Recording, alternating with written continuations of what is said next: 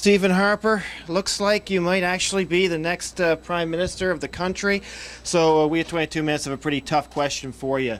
Over the years, we've satirized you a fair bit, and now you might be Prime Minister, so you know we're just kidding, right, big guy, huh? We're just messing around. But we've said things, but always in, you know, jest, like buddies do, like you and me, right, huh? Up here. And like we're just want to keep it clear that we're just, you know, messing around. Your last name, though, again, Mark? Majumder. Okay, we're going to check. M-A-J-U-M-D-E-R. We'll see if we have a file, and I'll get back to you on that. Okay, cool. Someone from the RCMP will check with you. Great, all right, big guy. All right, who's the man? All right, woohoo! Call me. We are so screwed.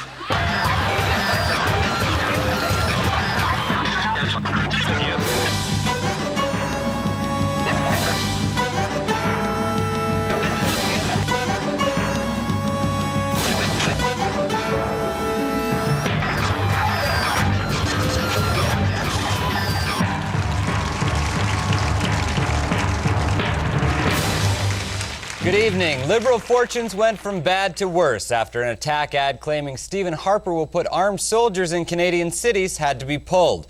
Conservatives described it as a vicious and baseless attack, while Liberals claimed it was never meant for English TV. Well, 22 Minutes has obtained some other Liberal attack ads that were considered too controversial to air. Here's one of them. Stephen Harper wants to give old people a wedgie. Then set a brown paper bag filled with dog poop on fire. Then leave it on their front porch, ring the doorbell, and run away. He said he'd do that. We didn't make that up. Choose your Canada. The Liberal ads have been described as a desperate attempt to portray Harper as something he isn't, but don't confuse him with the Conservative ads, which portray Harper as something he isn't. A big priority for Stephen Harper in this election is appealing to immigrant voters. In Mississauga, Harper talked about how his party welcomes Canadians from every culture. However, his answers were surprisingly candid when asked about his position on gay culture. Look, I'm for eliminating it. We can cut it dramatically right away, and we'll try and phase it out. Bottom line? If we can eliminate it, we will. Harper vows that if elected, he'll reduce gayness by 1% in his first year of office and an additional 1% in the second. Good evening, Mr. President. Hey, how you doing, guy? Good. Mr. President, so what do you think of this UN meeting? Look, every time I say anything, we get the sanction. I say women are the devil, I get sanction. I say death to the Jews, sanction. You know me, come on, man. I'm always just kidding around. That's just how I roll. You've said you don't want nuclear power for weapons, but if Iran has vast oil reserves, why do you need nuclear power? Hey, what can I say? I'm a gadget guy. So you have no intention of making nuclear weapons? Nuclear weapon? No way, Jose! Not at all. Listen, all I want to do is to ensure that my people have power, lots of power, enough weapon-grade power, that each man, devil, woman, and child will get a suitcase full of it. But do you understand why the West would be nervous about Iran having nuclear weapons? Last year you said Israel should be wiped from the map. Wow, you really do your research. Okay, look, I know, it sounds bad, okay? And again, I apologize, okay? You see what happened was, I'm looking at the map, right? We're looking at the map, drinking a coffee, and then I knock the coffee over, okay? And then my assistant tries to wipe it up, but he's rubbing so hard and the ink is coming out. So I said, take it easy, buddy. Israel must be wiped off the map by now. But you just recently said people should be open-minded about the Holocaust. You even called a conference on whether or not it happened. Okay, once again, I apologize, okay? For any offense. See, what I actually said was hovercrafts. Hovercraft? Yes, hovercrafts. You see? Think about it. We should be open-minded about hovercrafts. You know, they could really help with global warming. Thanks for that. Good night. Death to the infidel! Sorry, that's my bad. I apologize. You know, I say something. Vote Harper! Okay, now I really crossed the line. As this election approaches its final days, A lot of viewers have written or told us that they're a little surprised we haven't gone harder at the Conservatives.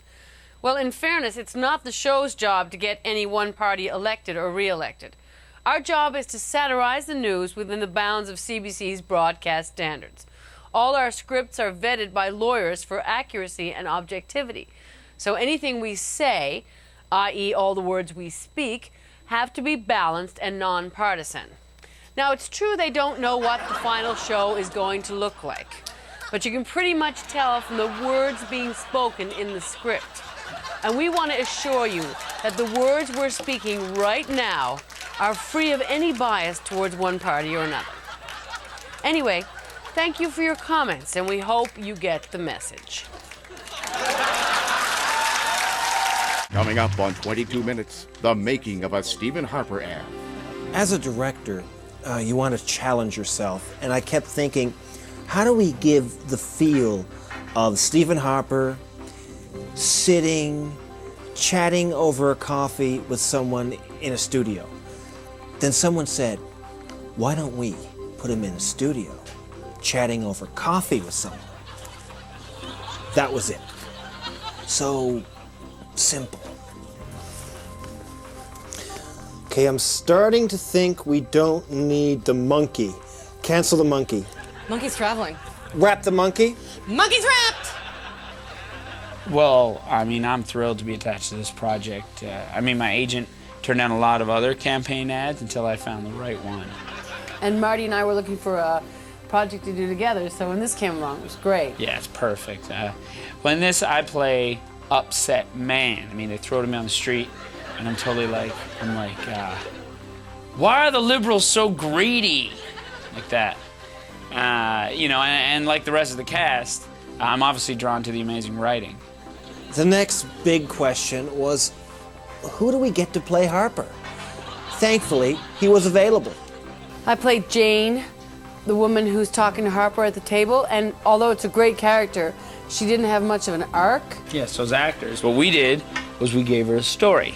She's thirsty.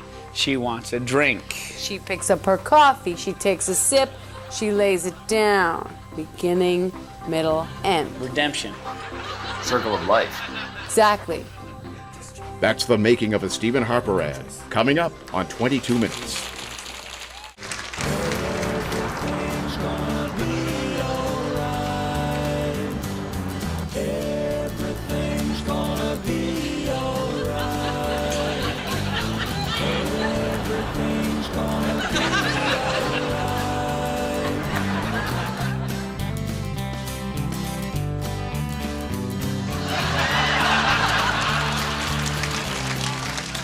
For a lot of Canadians, voting Conservative may taste awful, but it works. It's the only cure for the Liberals.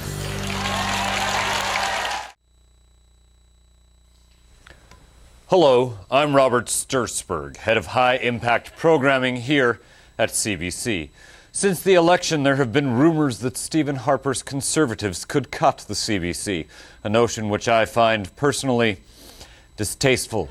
CBC management has worked long and hard to cut the CBC on its own. We've laid off popular on-air hosts, fired all our publicists, and cut original programming by more than half. Oh, sure, a lot of politicians promise they're going to cut the CBC during an election, but once they're in, they forget about it. So, Stephen Harper, let's hope you're different. But until then, leave the gutting of the CBC to us, because no one is more committed to bringing you top-quality Canadian cutbacks than the CBC.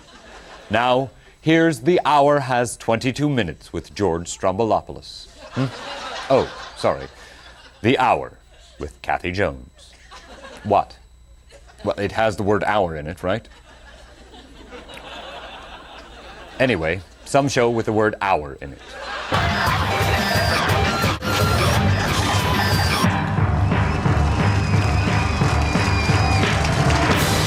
Good evening. Stephen Harper returned to Ottawa Wednesday with his family, and while dropping his kids off at school, showed he's just as warm and charming with his kids as he is with voters.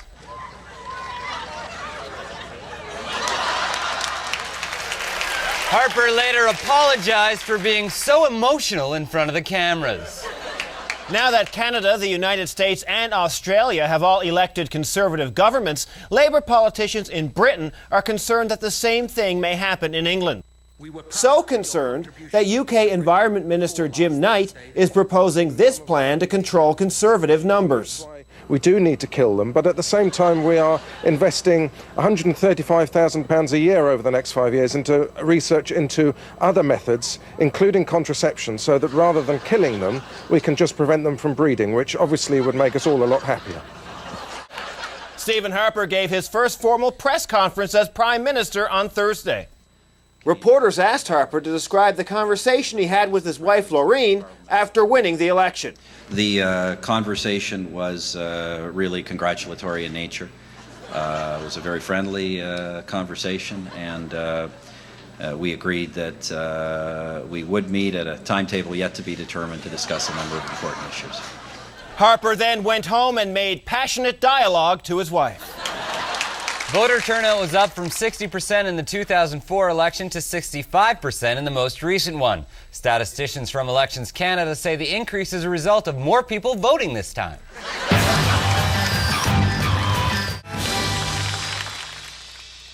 Well, it seems that Canada is finally breaking up with the Liberals.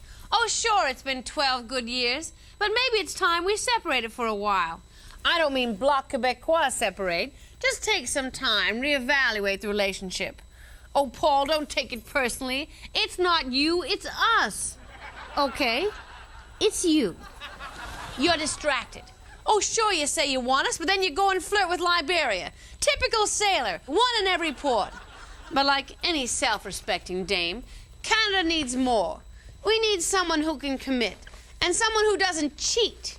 Why, you Liberals are like so many palookas who think we should stay together for the kids. Well, you've been away so much, the kids don't even know who you are. Come on, Paulie. Think of politics as an open marriage. Sure, maybe we can get back together when you Liberals have sorted things out, but we need to see some other parties for a while.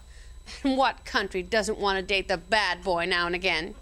I'm not saying Stephen Harper is Mr. Right. Okay, politically, he's Mr. Right. Or at least Mr. Right now, and Mr. Far Right later. But can you blame us?